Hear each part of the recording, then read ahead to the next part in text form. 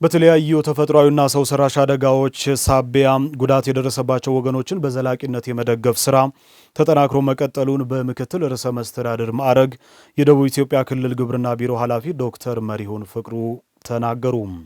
በወላይታ ዞን የአደጋ ስጋት ባለባቸው አካባቢዎች የሚኖሩ 800 አባወራዎችን በአበላ ጫውካሬ ለማስፈር የመኖሪያ ቤቶች ግንባታ እየተፋጠነ ስለመሆኑ የወላይታ ዞን አስተዳደር አስታውቋል። በቀጣይም በአካባቢው አስፈላጊ መሰረተ ልማቶችን ለማሟላት ሲቪል ማህበራትና አጋር ተቋማት እንዲተባበሩ ጥሪ አቅርበዋል። ውብሸት ጳውሎስ ተጨማሪ ይዟል። ባለፉት ዓመታት በደቡብ ኢትዮጵያ ክልል አንዳንድ አካባቢዎች በተከሰተው ጎርፍና የመሬት ናዳ ምክንያት በሺዎች የሚቆጠሩ ዜጎች ከቀያቸው መፈናቀላቸው ይታወሳል።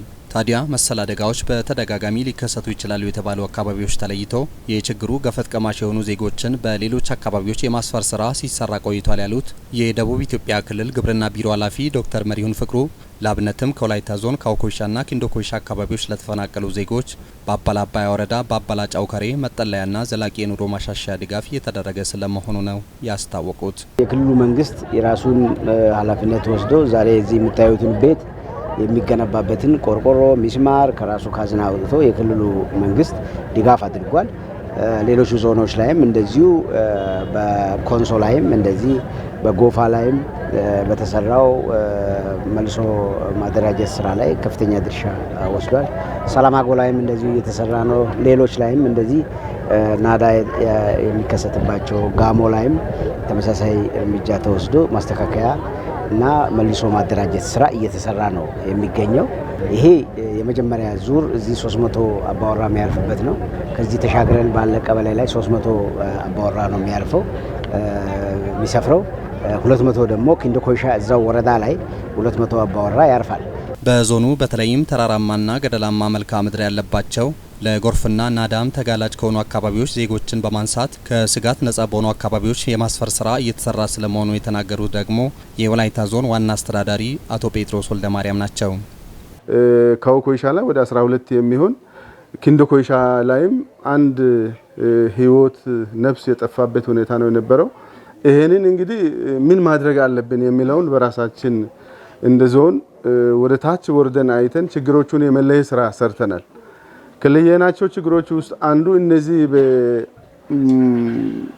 በተፈጥሮ አደጋ እየተጎዱ ያሉ ህብረተሰብ ክፍሎች የስጋት ኤሪያዎች የቱ አካባቢ ነው የሚለውን ለይተን እዛ አካባቢ ያሉ ሰዎችን ወደ ላይ የማውጣት ስራ ሰርተናል። አምና ላይ ክረምት ላይ አሁን ባለው ስታተስ ወረዳውም ቢሆን ዞኑ የገንዘብ እጥረት በተወሰነ ከመኖሩ ጋር ተያይዞ ምንድነው እኛ ያሰብነው ሁሉም መዋቅሮች እንደኛ አካባቢ ወደ 7 ከተሞች አሉ። ወደ 16 የሚሆኑ ገጠር ወረዳዎች አሉ።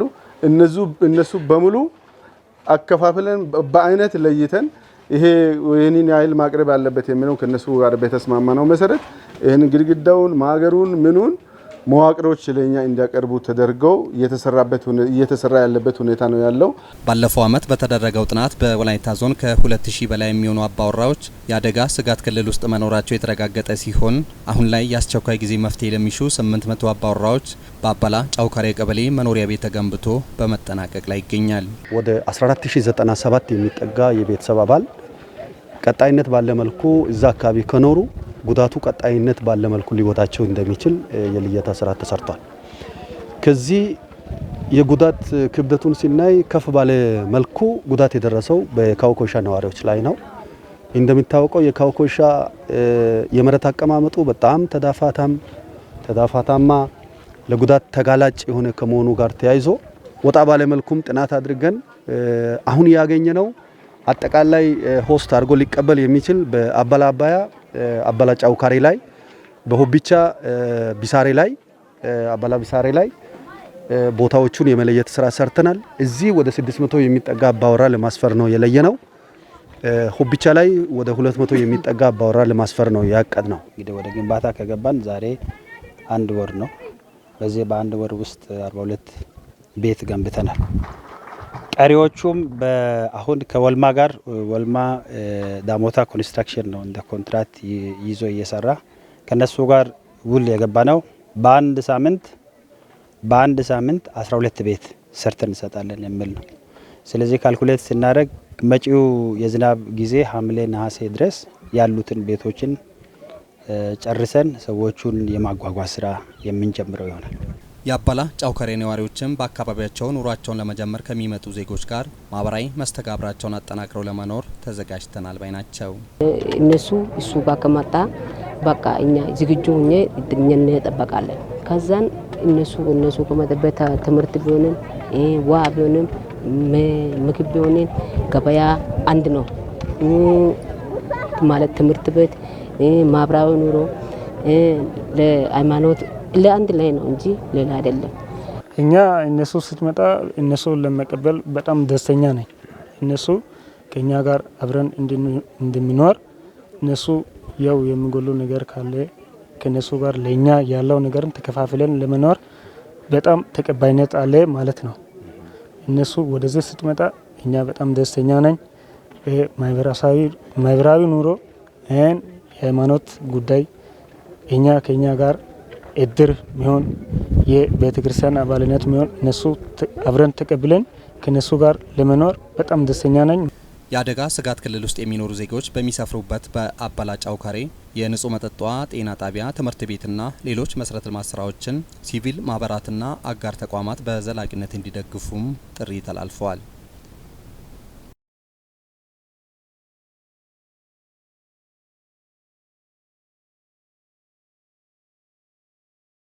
የወላይታ ሶዶ ዩኒቨርሲቲ በግብርናው ዘርፍ የሚያከናውናቸው ጥናቶች የአርሶ አደሩን ተጠቃሚነት ለማረጋገጥና ለዘላቂ ልማት ትልቅ ፋይዳ አላቸው አሉ የወላይታ ዞን ዋና አስተዳዳሪ አቶ ጴጥሮስ ወልደ ማርያም።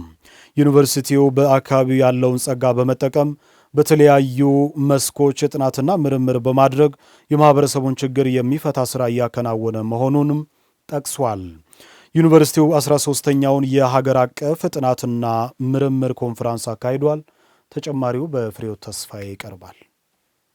የወላይታ ሶዶ ዩኒቨርሲቲ ያካሄደው የሀገር አቀፍ ጥናትና ምርምር ኮንፈረንስ በአካባቢው ያለውን ጸጋ በመጠቀም ችግር ፈቺ ጥናቶችን በማድረግ ሊሰራ እንደሚገባ እውቀትን የሚጨምር ነው ተብሏል። አሁን ጊዜው ከ21ኛው ክፍለ ዘመን ስለሆነ የኛ ነገር አፕሪሺየት እኛ ከማድረግ ልክ የምዕራባውያን ሀሳብ ወስደን አፕላይ ለማድረግ ነው የምንሮጠው።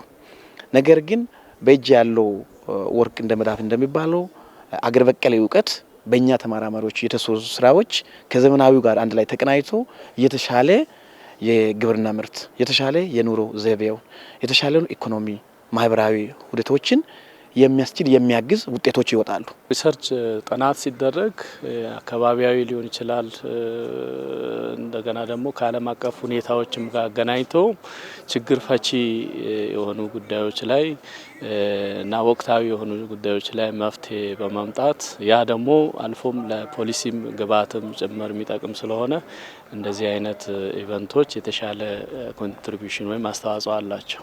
እነዚህ የጥናታዊ ጽሁፎች የቀረቡት በአብዛኛው ተግባር ተኮር ምርምር ለፈጠራና ለዘላቂ ልማት በሚል መሪ ቃል ነው፣ ወይ ደግሞ ኢኖቬሽን ስሩ አፕላይድ ሪሰርች ፎር ሰስቴናብል ዴቨሎፕመንት በሚል መሪ ቃል ዙሪያ የተሰሩ በርካታ ዘርፎች በግብርናው፣ በጤናው፣ በአካባቢ ጥበቃ እንዲሁም በኢንጂነሪንግ፣ በቴክኖሎጂ፣ በማይኒንግ ዙሪያ የተሰሩትን ምርምሮች ይዘን ነው ይህንን ኮንፈረንስ ያዘጋጀ ነው። ከመማር ማስተማር ስራ በተጨማሪ ዩኒቨርሲቲው የአካባቢውን ማህበረሰብ ችግር በመለየትና ምርምርና ጥናትን በማካሄድ በተለይም በግብርናው ዘርፍ የተደረጉ ጥናቶች ዘርፉን ከማዘመን አኳያ ትልቁን ድርሻ እየተወጡ መሆናቸውን የወላይታ ዞን ዋና አስተዳዳሪ አቶ ጴጥሮስ ወልደ ማርያም ገልጸዋል። በተለያዩ የትምህርት ዘርፎች እውቀትና ክህሎት ያላቸውን ባለሙያዎችን በማፍራትና የሚሰጣቸው ስልጠናና የአቅም ግንባታ ስራዎች የሰለጠነ የሰው ኃይል ከማፍራት ረገድ ከፍተኛ ስራ በመስራት ላይ ይገኛል። በተጨማሪም ዩኒቨርሲቲው ከሌሎች ዓለም አቀፍ ተቋማት ባለድርሻ አካላት ጋር በመተባበር ለአካባቢው ተስማሚ የሆኑ ምርምሮችን በመስራት ለአርሶ አደሩ ዘመናዊ የግብርና ዘዴዎችን በማስተዋወቅ እንዲሁም ለአካባቢው ማህበረሰብ የተለያዩ የሙያ ስልጠናዎችን በመስጠት የላቀ አስተዋጽኦ በማበርከት ላይ ይገኛል። በዩኒቨርሲቲው በርካታ ጥናቶችና ምርምሮች የተደረጉ ሲሆን ተጠቃሚ ማህበረሰብን ባሳተፈ መልኩ በግብርናውና በሌሎች የተደረጉ ጥናትና ምርምር ውጤቶች የአካባቢውን ሕዝብ ተጠቃሚ እያደረገ መሆኑን ነው የዩኒቨርሲቲው ምሁራን የተናገሩት። አይዲያዎቹ ሀሳቦቹ ከየት ይመጣሉ የሚባለው ነገር ከኮሚኒቲው ጋር ከስቴክ ሆልደር ጋር ከውይይት እያንዳንዱ ኮሚኒቲ ውስጥ ያለው ችግር በግብርና ዘርፍ በጤና ዘርፍ በተለያዩ በማህበራዊ ዘርፍ በተለያዩ ዘርፎች ያለው ነገር አንደኛ ከስቴክ ሆልደር ሁለተኛ ደግሞ ኒድ አሰስመንት ኦር የልየታ ጥናት ከተደረገ በኋላ የ5 ዓመት የ10 ዓመት የዩኒቨርሲቲው ስትራቴጂክ ፕላን አለ። እዛ ውስጥ በየአመቱ እየወሰድን እየገመገምን በዚህ አግባብ እየሰራን እንገኛለን። የምርምር ውጤቶችን መሰረት አድርጎ ነው ማህበረሰብ አገልግሎት የሚሰራው። በርካታ ስራዎች ተሰርተዋል። እነዚያዎች ሁሉ በምርምር መሰረት ያሆኑ ናቸው። ግብርና ላይ ሊሆን ይችላል፣ አፈር ጥናት ላይ ሊሆን ይችላል፣ አካባቢ ላይ ያለ ስደት ላይ ሊሆን ይችላል። ስለዚህ እነዚህ ውጤቶች ይታይና ማህበረሰቡ ደግሞ በምን አይነት መልክ ነው እነዚህ መጠቀም የሚፈልገው የሚለው ወደ ሶሳይቲ የሚወርድ በዛው ይሆናል። ምርምሮች ከንድፈ ሀሳብ ዝግጅት ጀምሮ በኢምፕሊሜንቴሽን ጊዜ እንዲሁም ውጤት ከመጠቀም እና ከመቀበል አንጻር ማህበረሰቡን ተሳታፊ ማድረግ አለባቸው። ለኛ ማህበረሰብ ምንላቸው ቁልፍ ባለድርሻ አካላት ናቸው። አርሶ አደሩ ሊሆን ይችላል። ለምሳሌ በግብርናው ላይ በጣም በርካታ የአርሶ አደሩን ምርትና ምርታማነት ሊያሳድጉ የሚችሉ ምርምሮችን እንሰራለን። ለምሳሌ የተፈጥሮ ማዳበሪያ አንዱ ተግባር ተኮር ምርምር በግብርና ኮሌጅ የሚሰራው ባዮቻር የሚባል የተፈጥሮ ማዳበሪያ በማዘጋጀት ይህንን ቴክኖሎጂ በተለይ የስንዴ አምራች በሆኑ ሃይላንድ አካባቢ ላይ ለሚኖሩ አርሶ አደሮች እያሸጋገርን ነው የምንገኘው። በተለይ ከብሳናና የኮርች ቅጠልን ከቡና ገለባ እንዲሁም ከሳጋቱራ ከሰል ጋር በማቀላቀል የተፈጥሮ ማዳበሪያ በማምረት ይህንን ቴክኖሎጂ በተለይ በኮካቴ ማራጨሬና በሌሎች የዳሞታ ዙሪያ ባሉ ቀበሌያት ላይ በስንዴ ምርት ላይ እየተገበርን እንገኛለን። በ13ኛው ሀገር አቀፍ የጥናትና ምርምር ኮንፈረንስ ላይ የቀረቡ የተለያዩ ጥናቶችና የምርምር ውጤቶች እንዲሁም ሀሳቦች ቀጣይ ለሚደረጉ ጥናቶች ስንቅ በመሆን የተሻሉ እውቀቶች የተገኙበት ነው ተብሏል። የዱቦ እመቤታችን ቅድስተ ማርያም ካቶሊክ ትምህርት ቤት በወላይታ የግል ትምህርት ቤት ታሪክ ቀዳሚና በወላይታ ትምህርትን ተደራሽ በማድረጉ ረገድም ጉልህ አስተዋጽኦ ያበረከተ አንጋፋ ትምህርት ቤት ስለመሆኑ ይነገራል። ትምህርት ቤቱ የቀድሞ የኢፌዴሪ ጠቅላይ ሚኒስትር ኃይለማርያም ደሳለኝ እንዲሁም የቀድሞ የኢትዮጵያ ብሔራዊ ባንክ ገዢ ተክለወልድ አጥናፉን ጨምሮ በርካታ ምሁራንን ያፈራ ታሪካዊና ጥንታዊ ትምህርት ቤት ነው። ታዲያ ትምህርት ቤቱ ዛሬ ላይ ምን ደረጃ ላይ ነው? ታሪካዊና ጥንታዊነቱስ እንዴት እያስቀጠለ ይገኛል? የሚለውን ሰሞኑን ወደ ስፍራው ያቀናው ባልደረባችን አቤኔዘር አበራ በዘገባው ይነግረናል።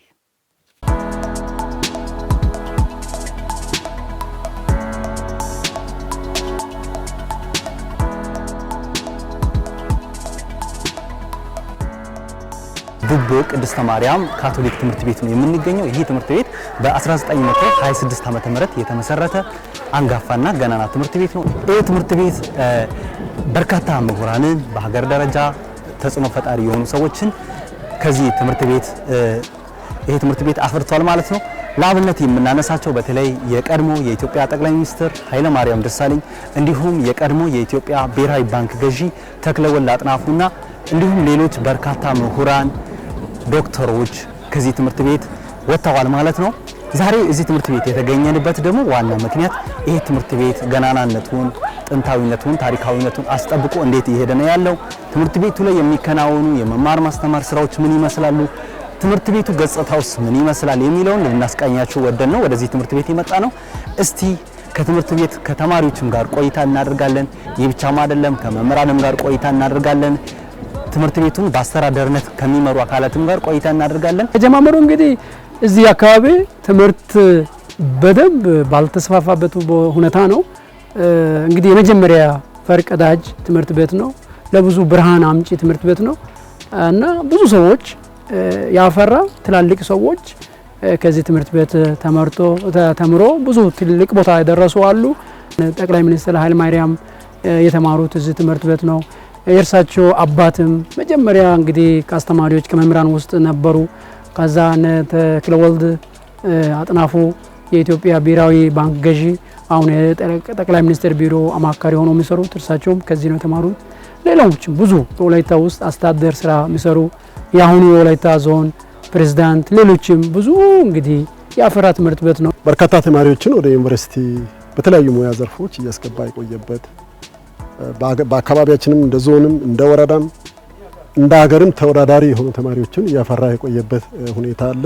አሁን በዚህ በ2016 ካለፉ ተማሪዎች 5 ተማሪዎች ሜዲሲን አግኝተዋል። ሌሎችም በተመሳሳይ አለ የተባለ ምርጥ የትምህርት ደረጃዎችን እያገኙ ፍልዶችን እየመረጡ እየተማሩ ያሉበት ሁኔታ አለ። ይሄን ውጤት ከዚህ በተሻለ ሁኔታ ለማስቀጠል አሁን ትምህርት ቤቱ ምን እየሰራ ነው የሚለው ነገር በርካታ ስራዎችን እየሰራን ነን። አንደኛው ተማሪዎች በትምህርት ገበታ በቂ ጊዜ ሰጥተው ተምረው ውጤታማ እንዲሆኑ የማድረግ ስራ ነው። ሁሉም መምህር ምናልባት ተማሪዎችን ለማብቃት የበኩሉን አስተዋጽኦ ያበረከተ ያለበት ሂደት አለ። ለምሳሌ በምንወስድበት ጊዜ ምናልባት የሃይ ስኩል የሁለተኛ ደረጃ ትምህርት ቤት ውጤት የሚለካው በ12ኛ ክፍል ኢንትራንስ ውጤት ላይ ይለካል። ስለዚህ ከዚህ ጋር ተያይዞ ባለው ነገር ላይ ተማሪዎችን ለማብቃት ከስር ጀምረን ከ9ኛ ክፍል ጀምረን ተማሪዎችን በየደረጃው በመለየት ተማሪዎችን የሚንደግፍበት ሂደቶች አሉ። ተማሪ የሚባለው ከአስተማሪ ብቻ ሳይሆን ከሁኔታዎችም የሚማር ተማሪ ነው። ስለዚህ ካለፈው ነገርም እንማራለን። ምክንያቱም የማስጠራት ይሄን ትምህርት ቤት የማስጠራት ግዴታ አለብን። ምክንያቱም ትላልቅ ሰዎች አገርን እስከ መምራት ድረስ የወጡ ሰዎች ወጥተዋል ከዚህ ትምህርት ቤት። ስለዚህ ከኛ ትልቅ ግዴታ እንዳለብን የትምህርት ቤቱን ስም ይበልጥ ማስጠራት እንዳለብን ይሰማናል እና በዛው መልክ እኛ በተገቢው ሁኔታ እናጠናለን። እንደሞ ያሉ እንረዳዳለን እና አስተማሪዎችም ከተማሪዎች ጋር ያላቸው ቁርኝት በጣም ጥሩ የሆነ ነው እና እኛ በአሁኑ ሰዓት አገራችን ባለችበት የትምህርት ደረጃ ይሄን ትምህርት ቤት ለማስጠራት ለማሳየት አጉልተን ለማሳየት ከመጀመሪያውም ይበልጥ ለመስራት ብዙ በትምህርት ዘርፎች ላይ ለመሰማራት እንግዲህ በርትተን እያጠናን እንገኛለን። የመማር ማስተማር ሂደት በክላስ ውስጥ ከሚደረገው ፕሮሰስ በተጨማሪ ደግሞ የኢንቫይሮንመንትን ምቹነት የሚፈልግ የአእምሮ ስራ ነውና ለዛ ስራ የሚያግዝ ጥሩ የሆነ ኢንቫይሮንመንትን በመፍጠር ምናልባት ይሄ ግቢ ፊዚካል አፒራንሱ ጥሩ ነው ብዬ አስባለሁ። ከዚህ በተጨማሪ ለምሳሌ አሁን አንድ ተማሪ ለማጥናት ከፈለገ በጣም ጥሩ የሆነ ላይብረሪ አለ፣ መጽሐፎች የተሟሉበት ቴክስት ቡኮች፣ ከዛ በተጨማሪ ደግሞ አጋዥ የሆኑ መጽሐፎችን በሙሉነት የሚገኝበት ላይብረሪ ነው። ከዛ በተጨማሪ ላይብረሪን መጠቀም የማይፈልግ ነገር ግን ስፔስን መጠቀም የሚፈልግ ተማሪ ቢኖርም ለዛ ፐርፔዝም በጣም አረንጓዴ ቦታዎች አሉና በጣም የሚያግዝና የሚረዳ ኢንቫይሮንመንት ያለበት ትምህርት ቤት ነው። Environment on the earth is suffering from the growth of global population growth. That is why having of large numbers of population in Africa has its own suffering idea. ቅርሶችን ከታሪካዊ አሻራነታቸው ባለፈ ለሀገራዊ ገጽታ ግንባታና ለምጣኔ ሀብታዊ እድገት ሚና እንዲኖራቸው ማድረግ እንደሚገባ የኢትዮጵያ ቅርስ ባለስልጣን ምክትል ዋና ዳይሬክተር ወይዘሮ ህይወት ኃይሉ አመላከቱ። በዓለም አቀፍ ደረጃ እውቅና አግኝተው በዩኔስኮ የተመዘገቡትን የመጠበቅ የመንከባከብና የማስተዋወቅ ስራ በትኩረት እየተሰራ መሆኑንም ተመላክቷል። የአፍሪካ ዓለም አቀፍ ቅርሶች ቀን በጂንካ ከተማ ተከብሯል። ነይም ያገነቱ ተጨማሪውን ታስመለክተናለች። በመርሃ ግብሩ ላይ ወይዘሮ ህይወት እንደገለጹት በሀገራችን የሚገኙ ባህላዊ ታሪካዊና የተፈጥሮ ቅርሶች ከታሪካዊ አሻራነታቸው ባሻገር የኢትዮጵያ በጎ ገጽታ ለዓለም ህዝብ ለማስተዋወቅ ትልቅ ጠቀሜታ አላቸው። በሀገራችን ያሉ ቅርሶች የቱሪስቶችን ቀልብ የሚስቡና በሌሎች ዓለም ሀገራት የማይገኙ ድንቅዬና ብርቅዬ መሆናቸውን ጠቅሰው ይህን እድል ለሀገራዊ ገጽታ ግንባታና ለምጣኔ ሀብታዊ እድገት ሚና እንዲኖራቸው ማድረግ ይገባል ብለዋል። ሀገራችን የገጽታ ግንባታ ያለው አስተዋጽኦ በጣም ትልቅ ስለሆነ እነዚህ ስራዎች አጠናክረን መቀጠል እጅግ በጣም ወሳኝ መሆኑን በዚህ አጋጣሚ ማንሳት እፈልጋለሁ ማለት ነው። ስለዚህ የላቀ ሁለንተናዊ እሴት ያላቸውን የሀገራችንን የባህል ታሪክ የተፈጥሮ ቅርሶችን የማልማት የመጠበቅ ከመስህብነት በዘለለ ደግሞ ለመልካም ገጽታ ግንባታና ለምጣኔ ሀብት እድገታችን ያላቸውን ፋይዳ ለመገንዘብ ከፍተኛ አስተዋጽኦ ይኖራል ማለት ነው። በክብረ በዓሉ ላይ የታደሙ የዘርፉ የመንግስት ኃላፊዎችም በየአካባቢያቸው ያሉ የቱሪዝም ጸጋዎችን በማልማት ለገጽታ ግንባታና ለምጣኔ ሀብታዊ እድገት እንዲውሉ እየሰሩ እንዳሉ ተናግረዋል። ከኢትዮጵያ ዜና አገልግሎት ጋር ቆይታ ያደረጉት የኮንሶ ዞን ባህልና ቱሪዝም መምሪያ ኃላፊ አቶ ሰራዊት ዲባባ በዩኔስኮ የተመዘገበውን የኮንሶ መልክዓ ምድርን ጨምሮ በዞኑ በርካታ የቱሪዝም ሀብቶች እንዳሉ ገልጸዋል። እነዚህ ሀብቶችን በማልማት ለጎብኚዎች ተመራጭ እንዲሆኑ መምሪያው እየሰራ እንደሚገኝ ገልጸው በተሰራው ስራም የገቢ ምንጭ መሆን መጀመራቸውን ተናግረዋል። የሚዳሰሱና የማይዳሰሱ ቅርሶችና መስህቦች አሉ። ከማይንቀሳቀሱ የተፈጥሮ መስህቦች አንዱና የብዙሃኑን ቀልብ የሚያሸፍተው አንዱ ኒውዮርክ ነው። ኒውዮርክ የተፈጥሮ ቁልል ቅርጽ ያለውና እጅግ ማራኪ የሆነ ስፍራ ሲሆን አብዛኛዎቹ የቱሪስቶች የሀገር ውስጥና የውጭ ሀገር ጎብኚዎች መጥተው ከሚጎብኙና በቱሪዝም ዘርፍ ደግሞ የተሻለ ገቢ ለኮንሶ ከሚያስገቡ የተለያዩ የቱሪስት መስህቦች ውስጥ አንዱ ነው። ሌላኛው የኮንሶ እንግዲህ የ9ኛው የዓለም ቅርስ ሆኖ ሲመዘገብ የኮንሶ ባህላዊ መልክዓ ምድርን አንዱ አካል የሆነው የኮንሶ ማህበረሰብ አሰፋፈር፣ አኗኗር፣ አምባ መንደሮችና በአምባ መንደር ውስጥ የሚገኙ በርካታ የማህበረሰቡን ታታሪነት፣ ጥንካሬ፣ ትጋት የሚያሳዩ ቅርሶች ናቸው። በዩኔስኮ የተመዘገበው የታችኛው ኦሞ ሸለቆ መካነ ቅርስን ጨምሮ በዞኑ 11 ብርቅዬና ድንቅዬ ቅርሶች አሉን ያሉት ደግሞ የደቡብ ኦሞ ዞን ባህልና ቱሪዝም መምሪያ ኃላፊ አቶ ታደሰ ካይ ኢቲልቦንግ ናቸው። እነዚህን ሀብቶች የመጠበቅ የመንከባከብና የማስተዋወቅ ስራ በትኩረት እየተሰራ መሆኑን አንስተው ቅርሶች የገቢ ምንጭ በመሆን ኢኮኖሚያዊ ጥቅም እያመጡ ናቸው ብለዋል። እንደ ደቡብ ኦሞ ዞን ወደ 11 የቱሪዝም ማዳረሻ ቦታዎች አሉ። ከነዚህ ቦታዎች በ1980 የተመዘገበው የናኩሎይ ወይ ደግሞ ወስኖ መካነ ቅርስ ቦታዎች አሉ። እነ ፈጀጅ፣ እነ ታማ ጥብቅ ደን አጠባበቅ፣ እነ ቡስኳ የመሰሉት እነ ሎኩላን የመሰሉት ቅርሶች አሉ። እነዚህ ቅርሶች ለማስመዝገብ እኛ እንደ ተቋምም እንደ ዞንም ብዙ ስራዎች እየተሰሩ ነው ያሉ። በአፍሪካ ለ9ኛ በኢትዮጵያ ለ3ኛ ጊዜ እየተከበረ ያለው የአፍሪካ ዓለም አቀፍ የቅርሶች ቀን ቅርሶች ለማህበራዊ ትስስርና ለማህበረሰብ ጥቅም በሚል መርህ ሀሳብ በጂንካ ከተማ በአውደ ርዕይና በሌሎች መርሃ ግብሮች ተከብሯል።